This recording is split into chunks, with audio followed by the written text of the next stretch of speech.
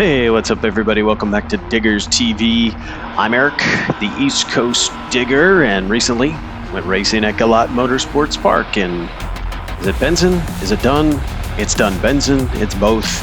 And it happened to be my birthday, so extra cool to go racing on your birthday, right? Liam and I went up to the track. We hadn't been out since March, so it felt like forever. Nice to get out and make some laps in the car, and almost didn't make it up to this race because when I got the car ready to go up a few hours before, it was flooding over the carburetor terribly, so I was thrashing on that, but got it sorted out in time to get up there. And this video is first round, and a nasty round it was. I was 004, my opponent was 003. I was on a 509, broke it out one thou. I had room, could have trimmed it up, but at least I could buy back. So there was only one round of buybacks at this, and I want to say there was probably 60 to 80 cars at this event, so nice that I could at least buy back. Didn't feel too mad about it. It's like I only broke it out by a thou, had a great light. If we can just continue to be that close to it for the rest of the night, things will be great. So that was round one, and after a trip to the buyback window, we were ready to go for round two. I'll just kind of pop in here with some comments, some things that maybe didn't capture on video, like from that first round. You couldn't see it on video, but my exhaust gas temperature monitor is a little box that's inside the cockpit with me.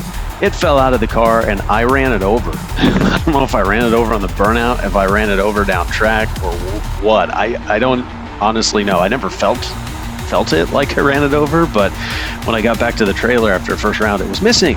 And it's like, oh man, that's not good. But it survived. It was up at the starting line. I went back up there and collected it, and it was a little bit tweaked, like it had been run over, but not really scratched up or anything, which was interesting. So maybe it wasn't flying down the track at speed when it happened, but I was able to actually get it home, fix it, and it still works, so that's good. Almost had a bit of a staging battle here with this guy. I was even looking over at him at this point, and he did not look my way at all. He wasn't going to look over. He was dead set that he was not going to go in until I went in. He didn't even want to look at me, so I was like, okay, let's do this.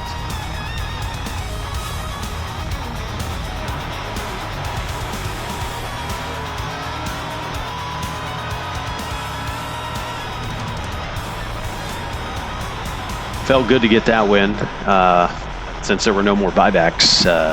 Moving on, and it was a good lap. 13 lights with 39.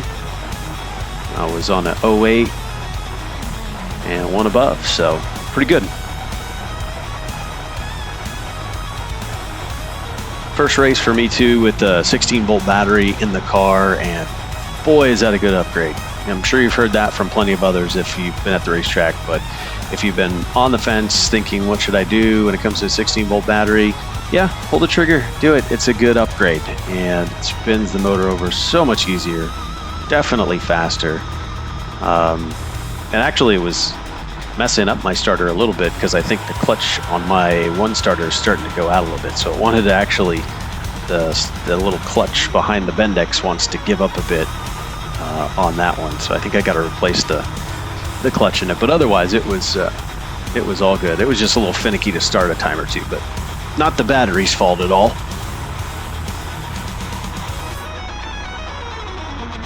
GALOT's such a nice track too. I don't know why I don't go here more often. It's such a nice track, cool facility, plenty of asphalt. So I just tend to go to Jacksonville more often. It's like 30 minutes closer to the house, but I should really put GALOT more on my list.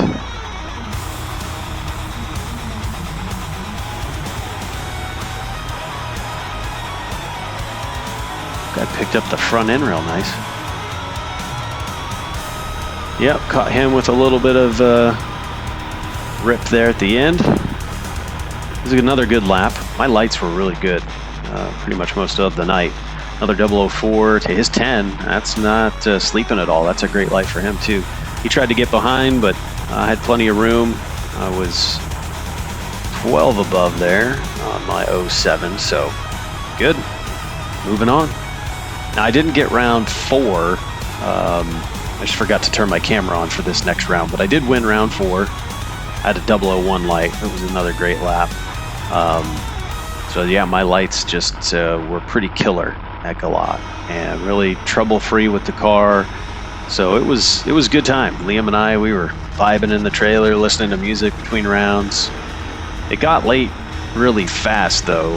They were doing test and tune between the Gamblers race, and because of that, there were some oil downs with some of those guys, and it just took forever. So like between the first couple of rounds, hours went by. And then we get down to this round here, round number 5, and they were hot lapping us like, come back up here in 15 minutes kind of thing. So at this point, it's already like 11:20, I think, or something, pretty late.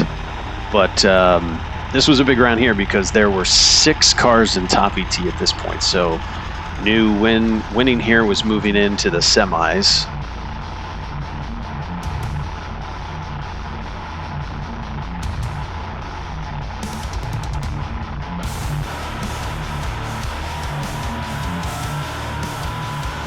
Another great light, felt it right at the hit that I was going to catch him, and I did, and I was super pumped because, again, I knew like that meant we were going to the semis, and with the Gamblers race and the car count, I knew at that point that had at least meant would have to mean a little bit of money coming my way. But yeah, 004 to a 22, I was dead 0 on my tile, so a 4-pack, they were just nasty.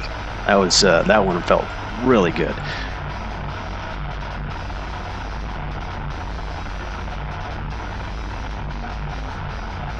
So get the car back, cool it off as fast as possible. Pretty much had time to, by the time I got back to the trailer, I put fuel in the car and let it cool off, put the charger on it. I mean, I don't think I was at the trailer for 10 minutes, and we were, checking air in the tires and going right back up for the semis. Now, what they had going on was a foot brake race as well, and they decided to add the foot brake winner into the semis. So there were 3 top cars left. They added the foot brake winner into the semis. So there were 4 cars in the semis. This car I was running was not the foot brake guy. This guy was running top, but there were 4 here in the semis. A lot of times it seems like I'm at races and there's 3, like somebody's getting a bye into the final.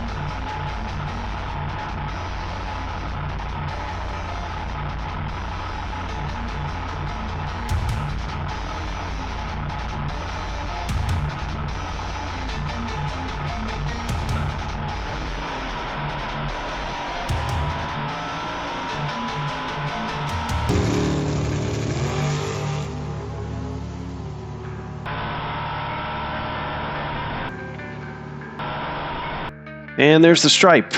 I got there first. I did take the stripe, but I shouldn't have. Broke it out 4th thou.